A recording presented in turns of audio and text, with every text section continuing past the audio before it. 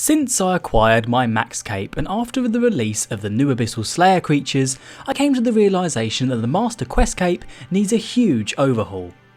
In this video, I'm going to be summarising my main gripes with some of Jagex's decisions associated with the Master Quest cape currently, and more importantly, how to fix and improve its rewards. Problem number 1. The Master Quest cape does not inherit max cape perks. When I got my max cape and I was able to choose 3 of my level 99 cape perks to be attributed to the cape, I thought it was pretty awesome. What I thought was even more awesome was the fact that those perks carried over to many of my other capes as well. What I didn't think was so awesome, and actually rather disappointing, was that the Master Quest cape wasn't one of the capes that the perks were carried over to. Why? Even the Obsidian cape, which you can buy in the Grand Exchange for 300k, has the perks. Even the Clan Cloak, which you can claim for free once you've joined a clan, has the perks on. But the cape you must spend hundreds of hours doing lore tasks, getting your archaeology to 120, dungeoneering to 117, and Slayer to at least level 110 with boosts, isn't good enough to be included? What? I do not understand this. So essentially, I think the Master Quest cape should inherit max cape perks, because why shouldn't it? If you're going to give a basic cape like the Clan Cloak the perks, then there is no reason to not give the Master Quest cape, or the Quest cape, these max cape perks. Problem number 2. The Master Quest cape's teleport perk isn't very useful. Every prestigious cape in RuneScape gives a perk of some kind, and it is well known that some of those perks are more useful than others. I mean, how useful is it really to have a chance at saving a plank when renovating your player-owned home these days? Yes, I'm looking at you, 99 Construction Cape perk. Meanwhile, some of the skill cape perks are extremely useful. The defense cape is basically a free sign of life, and the invention cape reduces charge loss on augmented items, which is useful for many skills. The Master Quest cape perk offers 10 lore-related teleports to various locations in Gielinor, but looking deeper into where these teleports actually take you, you start to realise they're not all that useful. The first teleport takes you to the ancient Guthix temple, which you find during while Guthix sleeps. My biggest issue with this teleport is why would I want to go here? Tormented demons perhaps, but I've never actually killed one of them ever, as far as I remember. The second teleport takes you to the behind the scenes pub from Gower Quest. Whilst a cool place to visit during the quest, there is little reason to come back here. Even less of a cool teleport when you can just use the Disc of Returning, which you get as a reward from Gower Quest to teleport to the pub instead. The third teleport takes you to the Champions Guild, just outside of Varrock. Despite never going to this location, Varrock Lodestone is literally situated about 10 metres from the guild. Need I say more about how useless this one is? The fourth teleport is to the Empty Throne Room. Whilst I would argue that this was one of the more useful MQC teleports, since the release of the Archaeology skill in 2020, it is a stretch to say this teleport is hugely beneficial. This is because the Archaeology Journal takes you to the Archaeology Guild, which is situated not far from the Throne Room.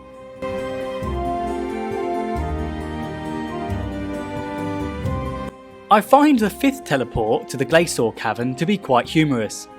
As you must complete all quests for the Master Quest cape, obviously, you will clearly have access to fairy rings. This Master Quest cape teleport takes you to the entrance to the Glacier Cavern, whilst the fairy ring is located literally right next to the glaciers. I'm not sure why you'd even want to use this MQC teleport if I'm honest. Even more so now with the release of the Glacier Front and a new area to fight glaciers in.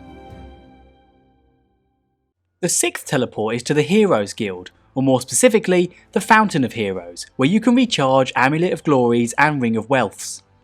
I believe this teleport might be useful for clue chasers, but I can't remember the last time I had a Ring of Wealth or an Amulet of Glory to recharge. Plus, this fountain is located just south of the Burthorpe Lodestone, meaning the teleport probably saves you maybe a minute at best. The seventh teleport is to the Legends Guild.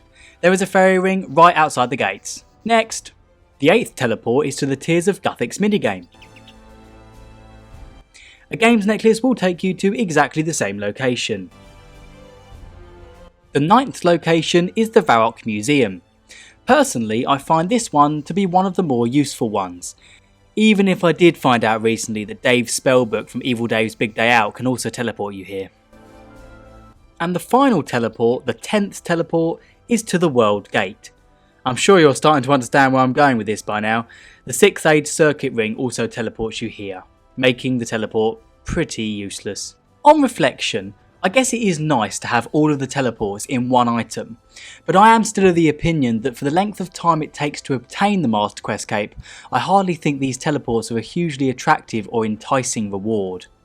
If you believe I've missed a key use for one of the teleports, please let me know in the comments. Now we move on to the second part of the video, where I will suggest a fix for the Master Quest Cape's perk, and I will also suggest a change to the perk, which is intended to improve the Master Quest Cape's rewards. But before I do so, I just wanted to highlight that over 78% of viewers who watch my content are not actually subscribed, so if you do enjoy the MQC guides and lore related content, please consider subscribing. If the Master Quest Cape perk is to be kept the same, the teleport list needs to be expanded on. The level 99 Dungeoneering Cape has around 3 times more teleports than the Master Quest Cape does. If it was me, examples of teleports I would add would be Jatidzo, Natisnot, Waterbirth Island, Musa Point, the Lighthouse, Keldergrim so I can stop using the bloody minecart trapdoor in the Grand Exchange. These are places which are covered in quests but are not nearly as easy to get to as some of the teleports on the Master Quest Cape already. The temple at Sentiston, a few different areas on Anachronia, Entrana, Castle Wars, New Varrock, Apatoll, so I don't have to buy bananas anymore to teleport there. This is not an exhaustive list and I'm sure you can think of more good locations. I understand that not all of my suggested locations are strictly lore related, as seemingly defined by Jagex, in that they're not a key location in a quest like the Ancient Guthix Temple during while Guthix sleeps. But what is the criteria for a lore related teleport?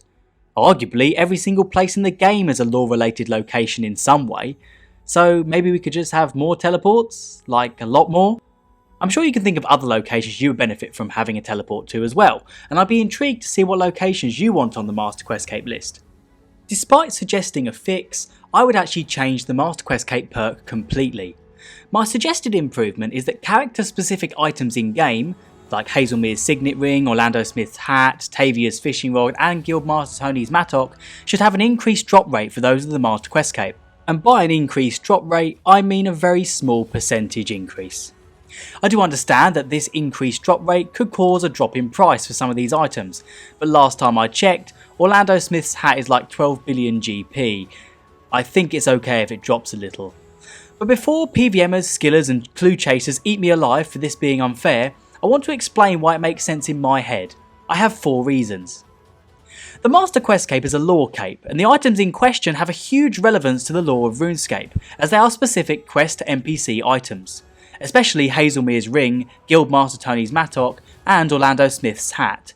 Maybe not so much Tavia's fishing rod, but it could still be argued that she is relevant to the lore too. Reason number 2. There is currently no in-game method to make GP out of the story lore. Clue chasers have expensive clue rewards like 3rd Age and Orlando Smith's hat. PVMers have high value drops from various high tier bosses like the Fractured Staff of Armadillo pieces from Kerapac hard mode. Skillers now have Croesus. So why not increase the drop rate of these arguably lore based items to give Lorehounds an expensive reward? Moving to reason 3. As a result of no lore money making method, Lorehounds are notoriously broke in my experience.